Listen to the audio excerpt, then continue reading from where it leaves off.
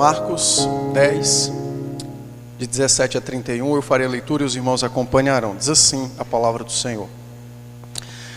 E pondo-se Jesus a caminho, correu um homem ao seu encontro e, ajoelhando-se, perguntou-lhe: Bom mestre, que farei para herdar a vida eterna? Respondeu-lhe Jesus: Por que me chamas bom?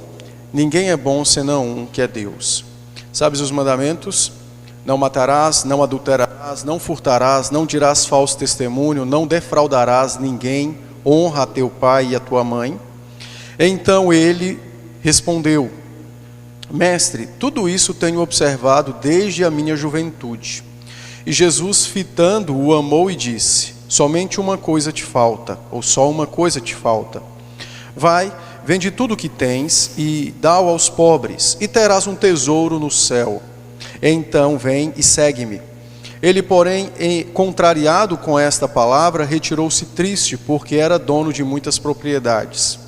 Então Jesus, olhando ao redor, disse aos seus discípulos: Quão dificilmente entrarão no reino de Deus os que têm riquezas. Os discípulos estranharam estas palavras, mas Jesus insistiu em dizer-lhes: Filhos, quão difícil é para os que confiam nas riquezas entrar no reino de Deus. É mais fácil passar um camelo pelo fundo de uma agulha do que entrar um rico no reino de Deus. Eles ficaram sobremodo maravilhados, dizendo entre si: Então, quem pode ser salvo? Jesus, porém, fitando neles o olhar, disse: Para os homens é impossível, contudo, não para Deus, porque para Deus tudo é possível. Então Pedro começou a dizer-lhe: Eis que nós tudo deixamos e te seguimos. Tornou Jesus: Em verdade vos digo que ninguém há que tenha deixado casa, ou irmãos, ou irmãs, ou mãe, ou pai, ou filhos, ou campos, por amor de mim e por amor do Evangelho, que não receba já no presente o centuplo de casas, irmãos, irmãs, mães, filhos e campos, com perseguições, e no mundo por vir a vida eterna. Porém, muitos primeiros serão últimos, e os últimos primeiros. Vamos orar? Bendito és tu, Senhor, que gloriosamente decidiu ser adorado por homens e mulheres, ainda que fracos, falhos, pecadores, mas foi do teu agrado receber louvores de nós, o teu povo, os remidos. E nesse momento então, ó Pai, no momento da pregação, de ouvirmos a tua doce voz pela tua palavra, queremos também te louvar, podendo entendê-la, compreendê-la e aplicá-la às nossas vidas. Por esse instante, nós te suplicamos que o teu Espírito cative a nossa mente, o nosso coração, aquilo que vamos ouvir, de maneira que não apenas ouçamos com os ouvidos físicos, mas sobremodo com os da alma, para que nossos corações, nossas almas sejam moldadas segundo a tua vontade. Também rogamos nesse momento que o Senhor nos dê graça, a fim de que a sua palavra também conforte, console, corrija, anime, segundo a necessidade de cada um de nós, segundo a tua boa e santa graça. Também tem misericórdia desse teu servo, e minhas fraquezas, meus pecados e minhas falhas não sejam impedimentos para que o teu povo te ouça, tão somente dá-nos graça e fala-nos da tua parte. É a nossa súplica também com gratidão, em nome do Senhor Jesus é que oramos. Amém.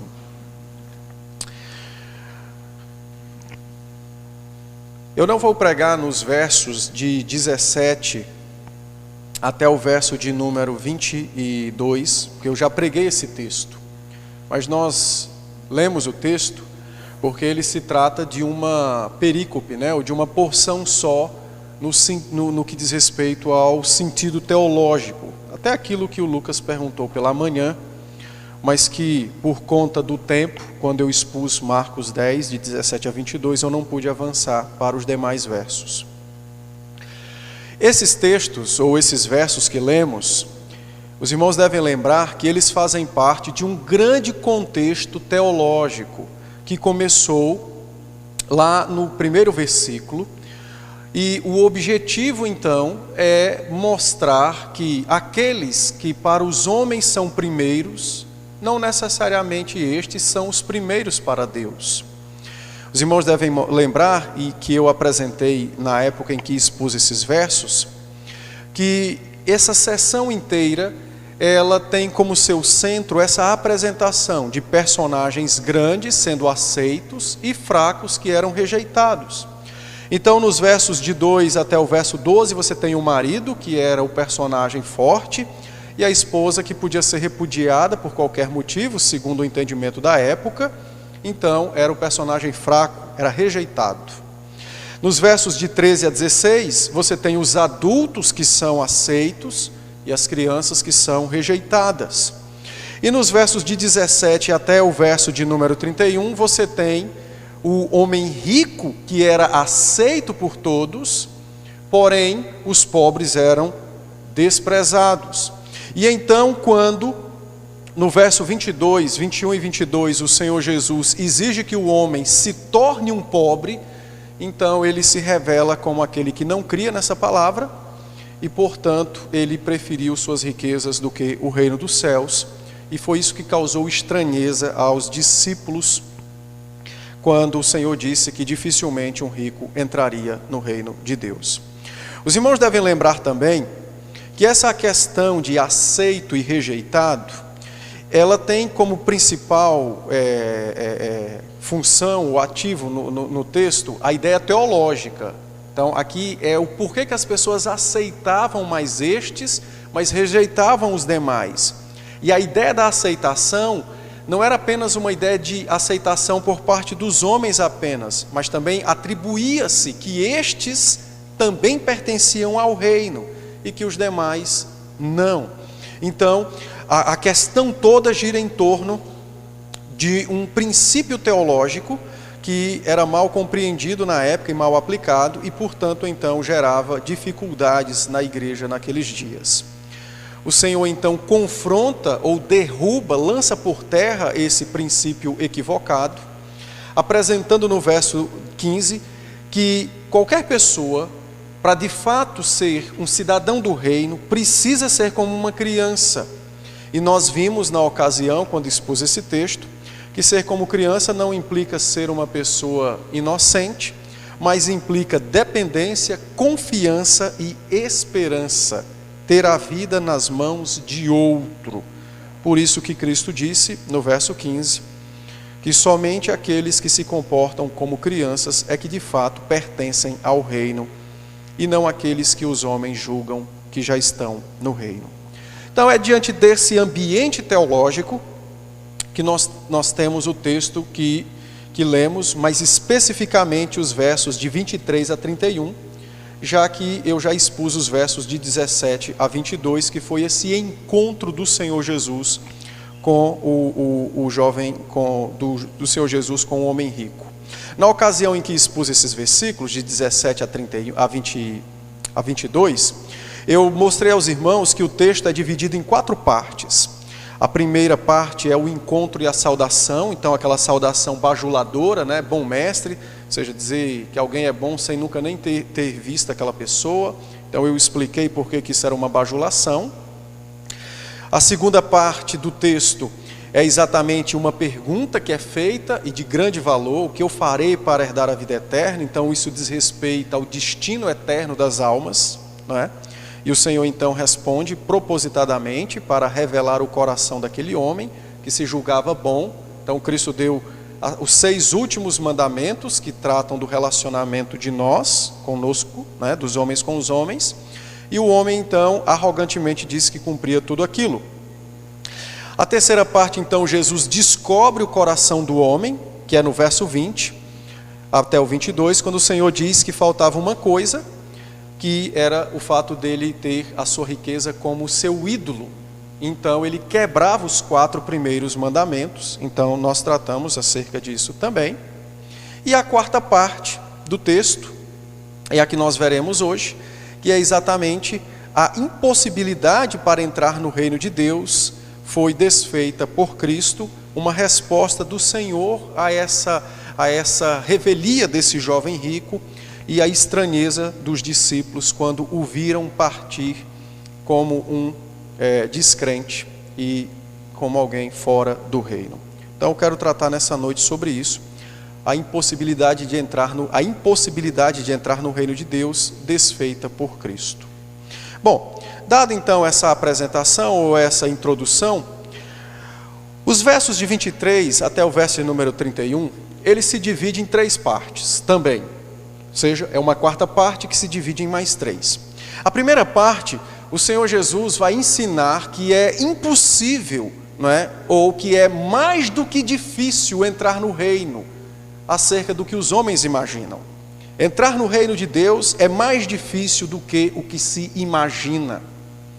E é interessante essa resposta do Senhor Jesus, porque os discípulos ficaram que meio desapontados quando viram um homem rico partindo no horizonte, sendo um descrente.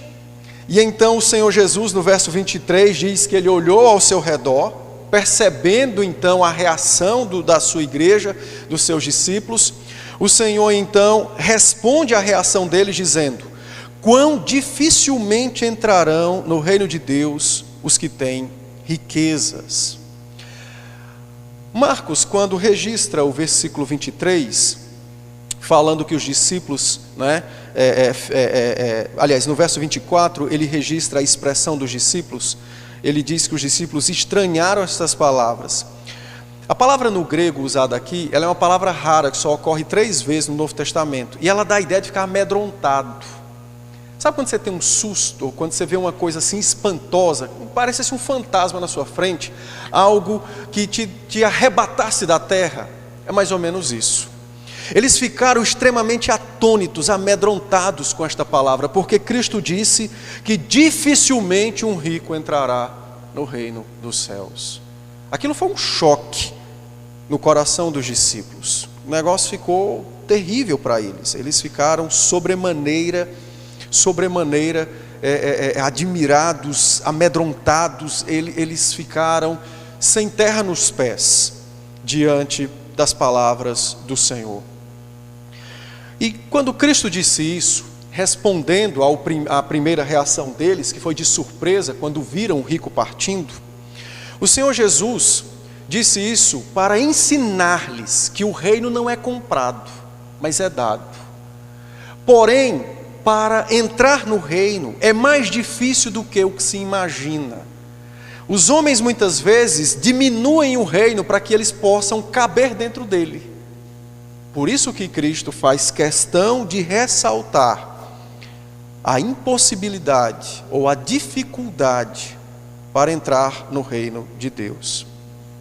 No verso 24, diante desse assombro dos discípulos, o Senhor Jesus, pastoralmente como Ele é e sempre foi e será, cheio de ternura, Cristo acode o coração dos seus discípulos, chamando-lhes de filhos. Verso 24, na parte B, o Senhor disse filhos. Na verdade, a palavra no grego é crianças, não filhos. Mas a tradução não está errada. Os tradutores captaram o sentido, porque quando Jesus chama eles de filhos ou de crianças, Cristo quer lembrar a eles o versículo 15 que foi dito pouco tempo antes. Quem entrará no reino dos céus? Quem possuirá o reino dos céus?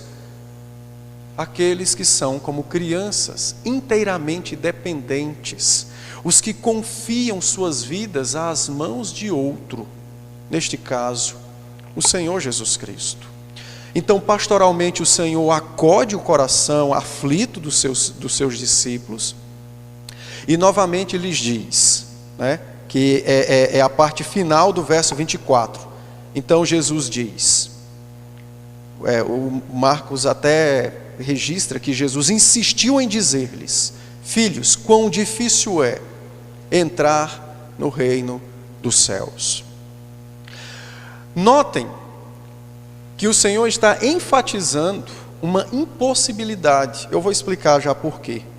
A fim de mostrar aos discípulos a valiosidade do presente que eles possuíam, que era o reino dos céus.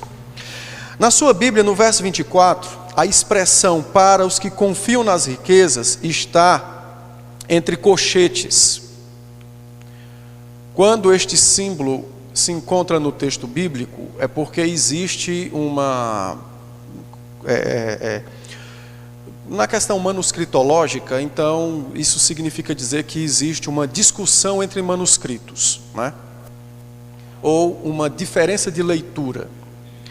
Em alguns manuscritos, tem o acréscimo da expressão para os que confiam nas riquezas. Em outros, não. E então a sociedade bíblica precisa ser coerente com os manuscritos e colocar a expressão entre colchetes para indicar a presença dessa dupla leitura nos manuscritos. Mas por que existe então, em alguns manuscritos, para os que confiam nas riquezas e em outros não? Essa expressão, ela não traz nenhum tipo de prejuízo ao texto bíblico, nem ao seu conteúdo e nem ao seu sentido.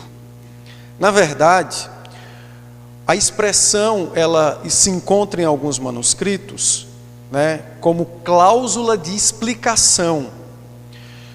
A maioria dos estudiosos acreditam que os copistas, lembrem-se, não é como hoje que você tem imprensa, que você tem impressora, então volte sua mente aí a praticamente 2021, volte aí lá para o século III, século IV da era cristã, volte aí 1700 anos antes, 1800 anos antes, por aí. Então, naquela época, os manuscritos eram copiados, a sua reprodução era manual, e eles eram distribuídos em várias partes do mundo. Então, os manuscritos, possivelmente aqueles que se dirigiam ao mundo gentílico, estes são os que possuem esta leitura para os que confiam em riqueza, aqueles que circulavam mais no ambiente da igreja já estabelecida, ou de uma igreja que tinha algum entendimento ou conhecimento da cultura judaica, não tem. Então, a ideia aqui é uma cláusula de explicação. E a explicação é a seguinte: o Senhor Jesus Cristo não está endemonizando as riquezas, nem orientando que as pessoas busquem a pobreza. Ele não está ensinando o franciscanismo aqui. Na verdade, a cláusula está aí pelo entendimento do próprio texto. O texto leva a esse entendimento, a essa compreensão. E o entendimento é simples. A cultura judaica criou para si próprio aquilo que hoje nós conhecemos como teologia da prosperidade. Eles também tinham uma teologia da prosperidade para eles. E nessa teologia da prosperidade judaica, ela frisava que as posses, as riquezas, o prosperar nesta terra, era uma evidência do favor divino. Então textos como Jó capítulo 1 verso 10, o capítulo 42 verso 10, o Salmo 128, 1 e 2, Isaías 3:10 e tantos outros eram entendidos dentro desse ambiente de prosperidade teológica, ou seja, os que são ricos são estes que têm favor divino.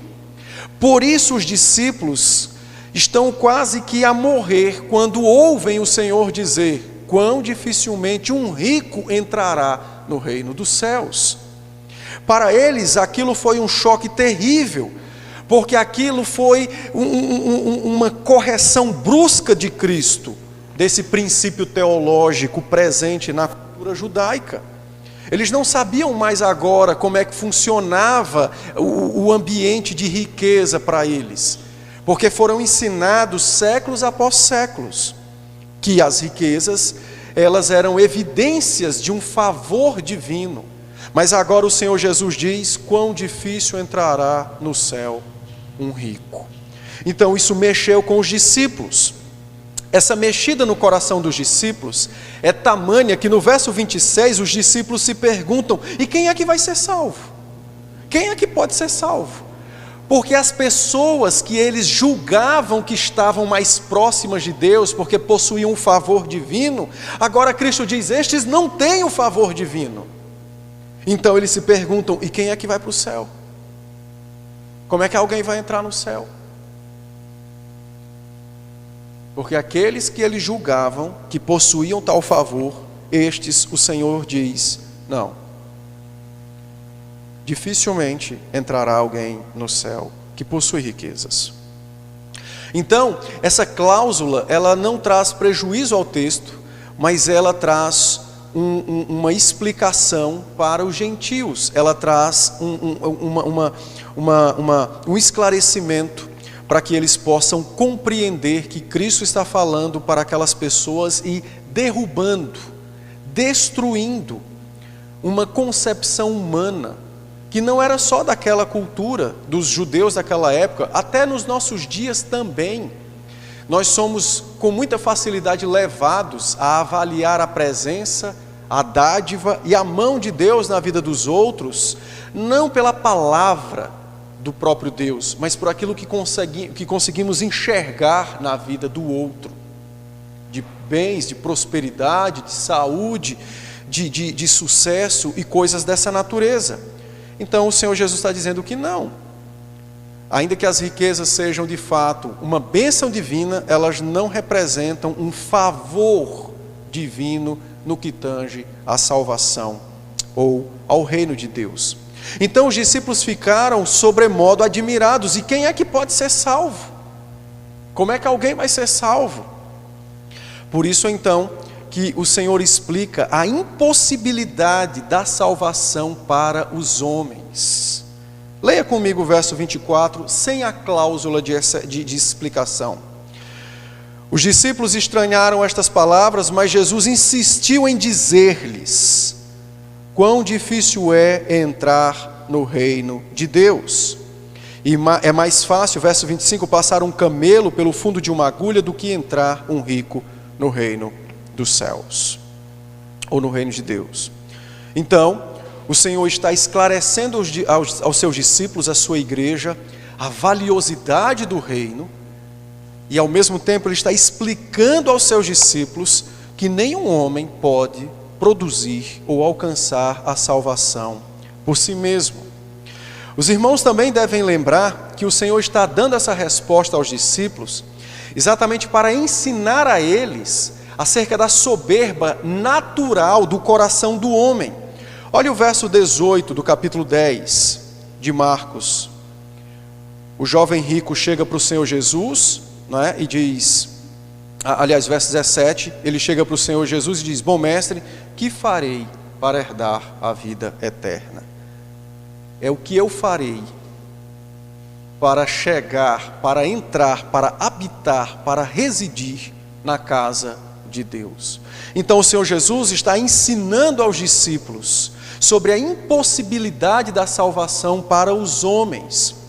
Está mostrando a eles que reside no coração dos homens, por causa do pecado, uma soberba, um status de queda que lhes impede de alcançar a vida eterna por suas próprias ações. É exatamente isso que o próprio Senhor também ensina em João capítulo 6, verso 44, quando o Senhor Jesus, falando da salvação aos fariseus que não o criam e que desejavam matá-lo, então ele disse, João 6,44, ninguém pode vir a mim se o Pai que me enviou não o trouxer, e eu o ressuscitarei no último dia. Ninguém de fato pode ir ao Filho sem que o Pai de fato o envie ao Filho. Ninguém pode ir ao reino dos céus se o reino não for primeiramente trazido e entregue a Ele. Mas talvez, irmãos, nós nos perguntemos, mas por que a salvação é impossível para os homens? Porque os homens, sem essa graça divina, são desesperadamente afeitos a não crer em Cristo como suficiente Salvador.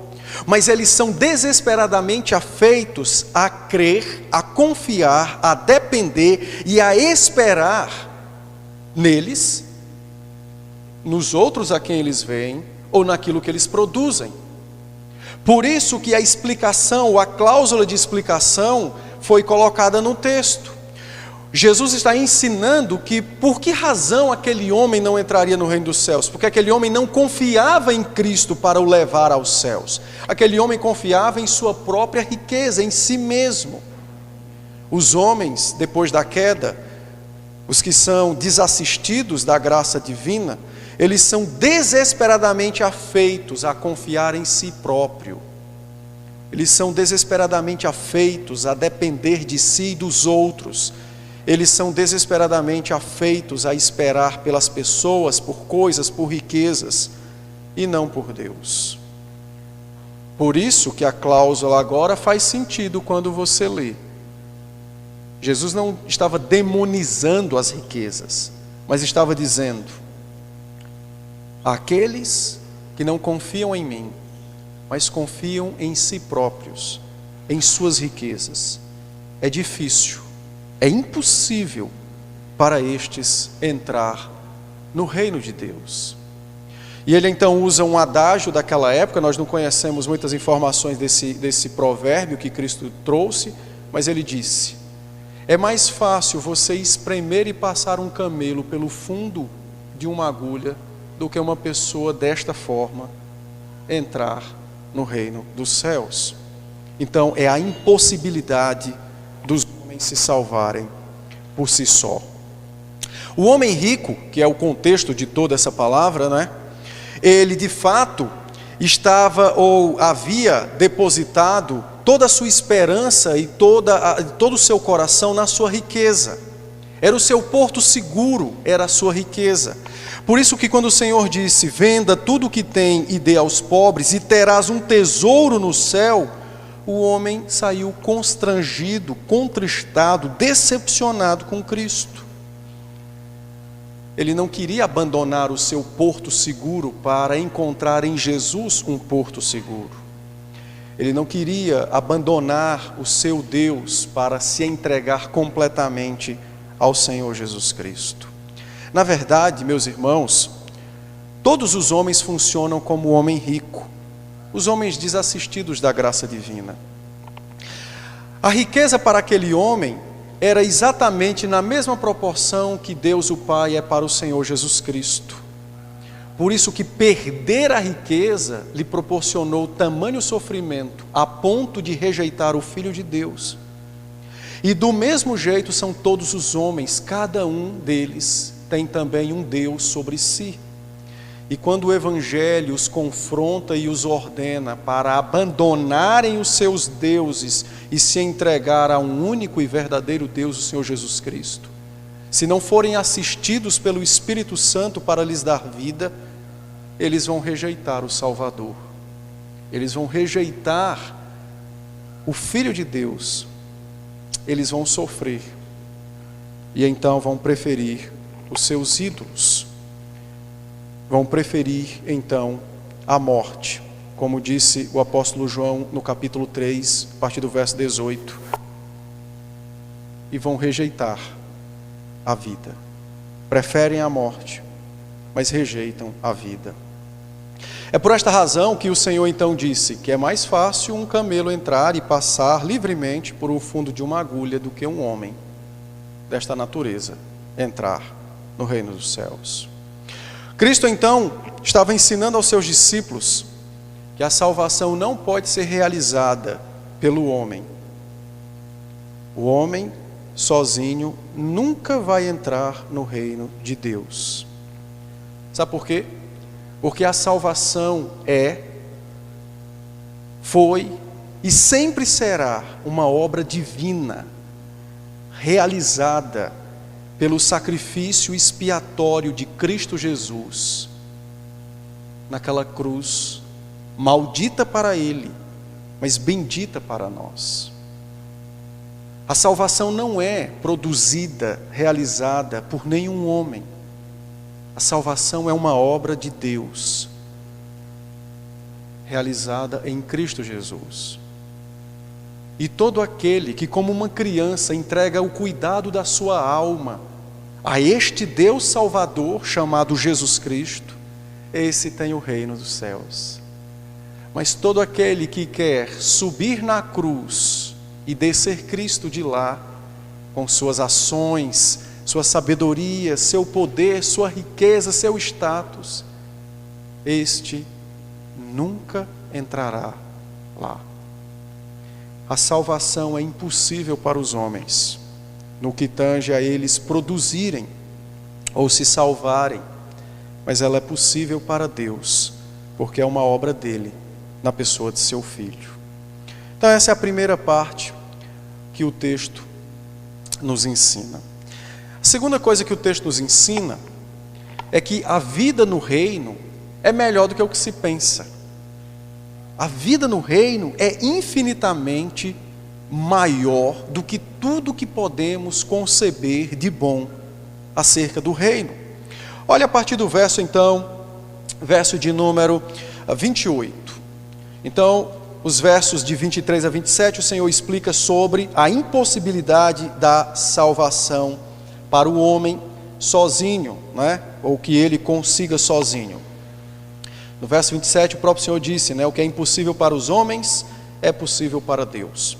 Aí a partir do verso 28, ele então agora, consolando o coração de Pedro e dos demais discípulos que estavam naquela incógnita, quem é que pode ser salvo? E Pedro então começou e disse, Senhor, mas nós tudo deixamos e te seguimos. E então o Senhor vai ensinar a Pedro que de fato a vida no reino é melhor do que o que se pensa. Jesus respondeu a Pedro no verso 29. Em verdade te digo que ninguém há que tenha deixado casa, ou irmãos, ou irmãs, ou mãe, ou pai, ou filhos, ou campos, por amor de mim e do Evangelho. Por amor de mim e do Evangelho, não receba já no presente o centúplo de casas, irmãos, irmãs, mães, filhos, campos, com perseguições, e no mundo por vir a vida eterna. Que coisa magnífica, né? Lembram que o Senhor disse ao homem rico, no verso 21, né? Vai, verso 21, vai, vende tudo o que tens e dá aos pobres e terá um tesouro no céu. Agora Cristo explica de que natureza é esse tesouro. Notem, meus irmãos, que Pedro então entendeu o que Cristo disse. Quando Pedro ouviu o Senhor falar no verso 27, isso é impossível aos homens, mas o que é impossível para os homens é possível para Deus. Pedro entendeu, eu já estou no reino. Os demais entenderam, nós já estamos no reino. E então ele apenas menciona e diz, Senhor, nós tudo deixamos, ou seja, nós atendemos o teu convite. O que o homem rico não atendeu, nós atendemos e nós deixamos nossas coisas. E passamos a viver com e para o Senhor. E então o Senhor Jesus, gloriosamente, pastoralmente, ensina a Pedro sobre essa alegria que ele estava sentindo e precisava discernir que as bênçãos, os bens do reino são infinitamente maiores do que aquilo que se pode conceber.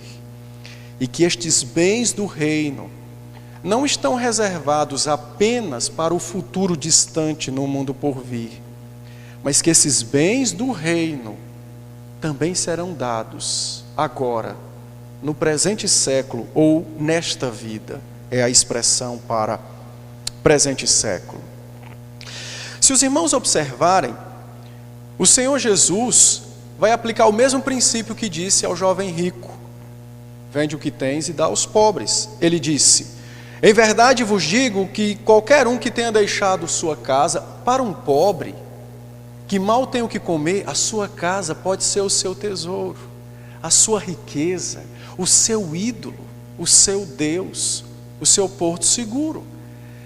E então Jesus disse, todo aquele que tirar o seu coração dos depósitos desta terra e colocar no depósito verdadeiro, que sou eu e o Evangelho, este receberá 100 vezes mais.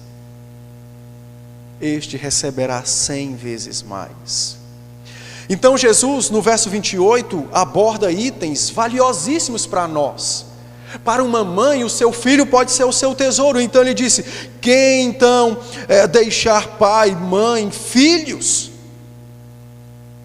Para uma esposa, para um marido, o seu cônjuge pode ser o seu tesouro, a sua riqueza, o seu porto seguro, o seu ídolo. Não importa, a regra é a mesma. Não pode haver ninguém entre Cristo e eu. A regra é simples. Eu não posso amar outra pessoa ou coisa mais do que a Deus. E é isso que Jesus está dizendo.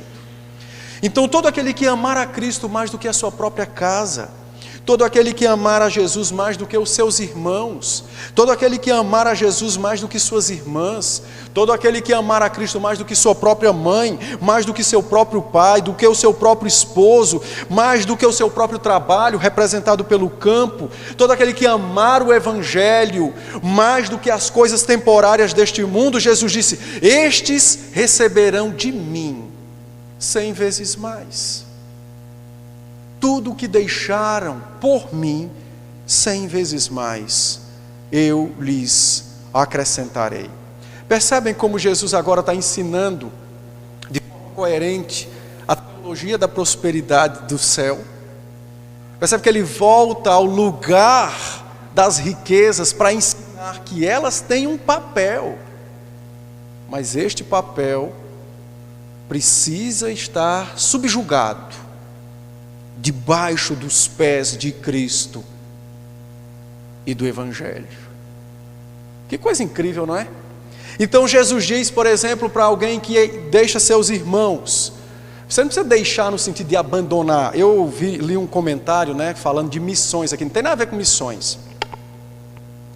Só porque tem a palavra deixamos e seguimos. Coitado, como se eu não seguisse a Cristo estando aqui com vocês. Tem que ir lá para o Camboja para seguir a Cristo. Não tem nada a ver. Quando uma pessoa se converte e só é crente daquela casa, ela sabe o que significa deixar e seguir a Cristo. E sabe o que Jesus está dizendo para estes? Na igreja eu providenciei uma centena de irmãos para você. Sabe quando uma mulher se converte e o marido não? Jesus não disse: eu providenciei uma centena de maridos para você. Mas ele diz: eu providenciei uma centena de irmãos para amparar e auxiliar você. Sabe quando um homem se converte e a sua esposa não? Jesus disse: eu providenciei uma centena de irmãos que serão apoio e suporte para você. Sabe quando você deixa aquele emprego porque ele é bom financeiramente, mas ele não condiz com o Evangelho?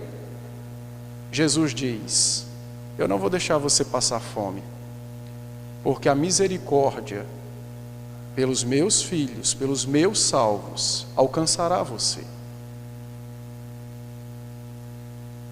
E assim você aplica esta verdade a todas as áreas do coração. Nossa, incrível, não é? Como Cristo é sábio na sua palavra.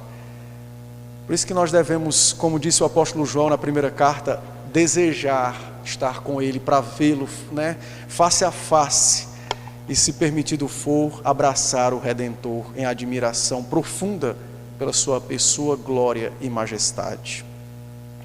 Jesus está mostrando o tesouro no reino dos céus, o tesouro que o homem rejeitou.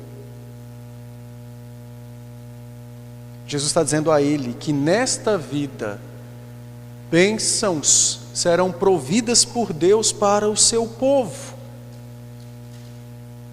porque estes são cidadãos de um reino que é santo e eterno. Mas Cristo disse mais, ele disse: no porvir a vida eterna. Então ele estava ensinando aos apóstolos e a nós que existem bênçãos temporárias que nós receberemos sim nessa terra. E no porvir, na volta, no retorno glorioso de Cristo, a vida eterna. Então, as promessas de cuidado, de pastoreio, as promessas de amparo, de consolação, não são para o futuro apenas, são para hoje. E elas são experimentadas no seio da igreja, na comunhão dos santos. Por isso que uma pessoa que se converte não pode ficar fora da igreja, porque ele está longe do instrumento que o próprio Senhor Jesus determinou para ser o nosso tesouro neste mundo, nesta terra. Cristo também advertiu que o tesouro dá trabalho com perseguições, e é lógico, ele não está ignorando, nem trazendo alguma coisa fictícia, não é? Ele está lembrando que, de fato, a bênção de possuir o reino não afasta os sofrimentos, as dificuldades. Por isso ele fala que nós receberemos com perseguições. Por que ele fala de perseguições? Porque ele não está falando de missão. Ele está falando de relacionamento, de pessoas que se convertem e têm esse problema, igual do jovem rico que abandonou a Cristo. Então ele tem em sua família pessoas que também não querem o Cristo, por isso não vão querer também quem se converte. Por isso que ele fala de perseguições. Porque o primeiro lugar da nossa rejeição não é entre os estranhos, é entre os da nossa própria família. E por isso Cristo disse: quem abandonar tudo isso, estiver disposto a perder tudo isso por amor de mim e do Evangelho, então eu o introduzirei na comunhão dos santos e ele terá um centuplo de tudo aquilo que o falta. Que coisa magnífica, não é? Nós precisamos então agora nos disciplinar para viver essa comunhão, a fim de cumprir este propósito glorioso do Senhor Jesus Cristo. Então, a vida no reino é infinitamente melhor e maior de tudo que você pode imaginar, tanto nesta terra, quanto no que diz respeito ao porvir, à volta de Cristo Jesus.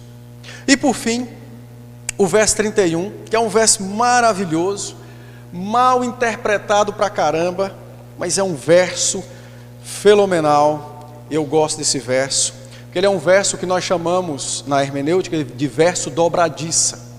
Ele vai fazer a ponte para os versos seguintes, como por exemplo o verso 45 do capítulo 10, quando Jesus disse: pois o próprio Filho do Homem não veio para ser servido, mas para servir e dar a sua vida em resgate por muitos. Então Jesus está ensinando que quem crê no servo de Deus, que é Ele, quem confiar sua alma aos cuidados deste, que não veio para ser servido, mas para servir, é o que tem a vida eterna. E ao mesmo tempo, o verso 31 também se dirige à história do jovem rico, não é? Que queria ser o primeiro entre os homens, por isso a sua importância, que ele pensava possuir. E ao verso 15, quando o Senhor disse: quem não receber o reino de Deus como uma criança, de maneira nenhuma entrará nele. Então o verso 31 é um verso maravilhoso, que faz essa conexão entre o jovem rico, o receber o reino de Deus como uma criança, e ao verso 45, quando fala de Cristo como o servo de Deus para salvar o mundo. O verso 31 nos diz que os primeiros serão últimos e os últimos serão primeiros. É chocante essa palavra de Cristo, né? Porque o que Jesus está dizendo é o seguinte: o reino dos céus, ele é completamente averso no que tange ao mundo. O reino dos céus é completamente averso à concepção societária que há no mundo.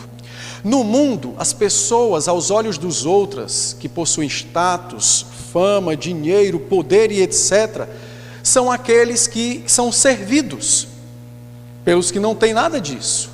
No reino do céu é o inverso.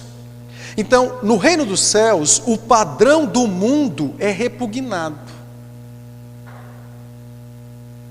Não é assim que funciona no reino dos céus, foi o que disse Jesus. Deus não valoriza as coisas que na terra são valorizadas pelos homens, na mesma proporção. Não é assim o valor de Deus para aquilo que Ele criou. Jesus disse então que os cidadãos do reino dos céus, que são como crianças, estes são os primeiros. Por que são os primeiros? Porque são os últimos no mundo. Os que servem são os últimos no mundo. Os que se arrependem dos seus pecados são os últimos no mundo. Os que pedem perdão são os últimos no mundo. Os que expressam dependência são os últimos no mundo. Os que têm suas vidas aos cuidados de outra pessoa são os últimos no mundo. Quem são os primeiros no mundo? São os que acham, creem e vivem com o seu próprio cuidado com sua própria força, com o seu próprio poder. Não é assim? E quantas vezes nós, arrogantemente, não já pleiteamos ser alguma coisa diante de Cristo? E Jesus ensinando, é melhor você ser o último, do que você querer ser o primeiro. Porque o último é abençoado, o primeiro não. No padrão do mundo, entre um discípulo pobre como Pedro, que disse, nós deixamos tudo e te seguimos, em comparação com o jovem rico que era dono de muitas propriedades, diz o verso 22, quem é o primeiro? Se aparecesse entre nós um crente pobrezinho e uma pessoa que é membro da igreja, mas é riquíssimo, a quem nós daríamos maior atenção?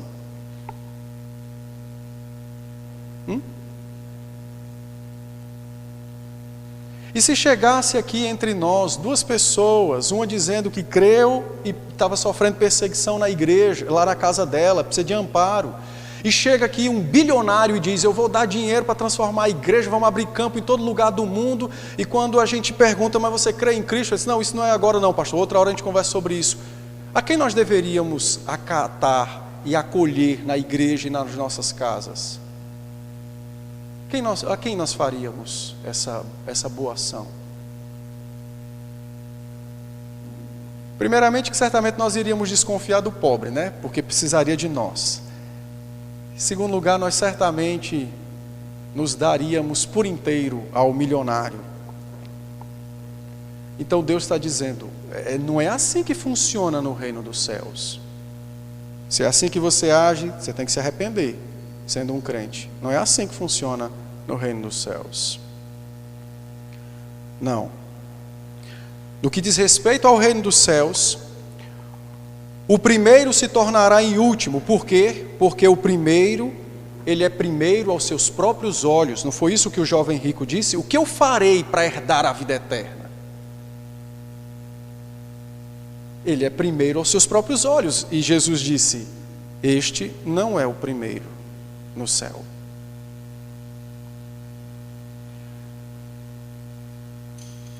Mas o primeiro no reino dos céus é o último. É aquele que, como uma criança, chega para Cristo e pede, Senhor, cuida de mim, porque sem Ti não posso viver.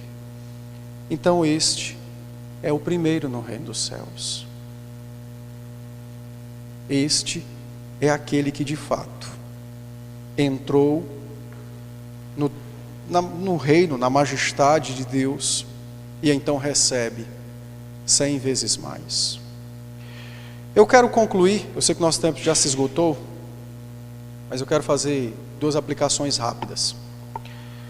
A primeira delas é que por diversas vezes, e em toda a Bíblia, né, mas no caso de Marcos, pela primeira vez nesse evangelho, Jesus chama os discípulos de filhos, no verso 24, exatamente para ensinar o caráter de criança no que diz respeito à dependência, a depender de Cristo. Então, Jesus diz que os discípulos devem ser crianças. Por que isso? Porque uma criança não tem muita noção do valor do dinheiro e dos bens, mas os adultos têm. Então, o que Jesus está ensinando é para que nós sejamos nesse sentido como crianças. Saibamos ou lutemos para não nos apegar muito às coisas de valor desta terra, mas que tratemos as coisas valiosas desta terra como uma criança, sem entregar nosso coração a elas, sem confiar nossas almas a elas, sem viver desesperadamente para elas. Uma criança também, é muito engraçado, né? Como ela não tem as noções muito exatas de valores, quando uma criança recebe um presente, todo o restante que ela possuía perde valor, porque tudo agora gira em torno do presente que ela recebeu. E é exatamente isso que nós devemos também aplicar às nossas vidas. Como crianças, nos foi entregue, dado o reino dos céus. Então agora, apliquemos nosso coração ao reino, ao rei. e as outras coisas consideremos de menor valor, porque o maior, o melhor, o principal já nos foi dado. Se deixarmos este mundo hoje, não há dúvidas da nossa salvação, porque já nos foi entregue o reino, a glória celeste. Então lutemos, sejamos como crianças, não dividindo o nosso coração com Cristo e o carro, o dinheiro, mas que o nosso coração seja por inteiro para Cristo. E aí sim, nós saberemos usufruir, administrar e usar as demais coisas que Ele nos dá, como bênção do reino. Então não dividamos, nosso coração com Cristo e com as riquezas. Mas em segundo lugar, esse texto também nos adverte, ou nos ensina, e isso é algo maravilhoso, porque nós vivemos em meio a uma cultura extremamente materialista e imediatista. Então, esse é o ambiente da nossa vida, uma cultura materialista, uma cultura imediatista. E nós somos com muita facilidade conduzidos a confiar, a nos entregar a qualquer coisa muito sólida, Dinheiro, trabalho, um concurso público, aposentadoria, o que quer que seja, os filhos, no sentido da dependência dos pais. Então, lembre-se, as bênçãos do reino são dadas com perseguições. E uma destas perseguições vai ser exatamente administrar ou viver corretamente, com o coração inteiramente para Cristo, em meio aos outros que pensam contrário a você. Em meio aos outros que pensam contrário a você, no que diz respeito ao reino e às coisas desta terra. Por isso, o Senhor nos adverte, falando de um negocinho muito pequeno, mas que é extremamente danoso e destruidor, que pode tomar-nos por assalto, chamado cobiça. Quando nós, por alguma razão, começamos a cobiçar um outro Deus, um outro Senhor, um outro para nos entregar aos seus cuidados, um outro que nos trará maior autogratificação, satisfação. E então, quando isso acontece, infelizmente, nosso coração começa a se dividir e começa então a deixar o Senhor. Dentro dessa segunda aplicação, eu quero aplicar aos pais. Quantos pais não gostam do dinheiro em espécie, mas o seu filho é o seu ídolo? Quantas mulheres têm seus maridos como seus ídolos? E são capazes de passar por cima da palavra de Cristo para atender os seus esposos, quando podiam simplesmente, com submissão e respeito, em oração, aproveitar aquele momento para ensinar que tal tipo de pedido, conselho ou imposição é pecaminosa. No trabalho, do mesmo jeito. Quando muitas vezes os nossos patrões, por exemplo, nos ameaçam ou nos impõem alguma coisa que é errada, imediatamente a cobiça lança-se devoradoramente sobre nossa alma, nos lançando diante dos olhos uma imensidade de dificuldades que poderemos enfrentar se não atendermos o nosso patrão ou o nosso chefe. E como ela não vem de Deus, ela é satânica, ainda traz tudo isso recheado com uma outra ideia. Aonde está Cristo para te defender em tudo isso? Mas por que eu estou dizendo isso, irmãos? Porque talvez você não se julgue cobiçoso ou não se julgue um confiante na sua riqueza. Talvez você se julgue um prudente.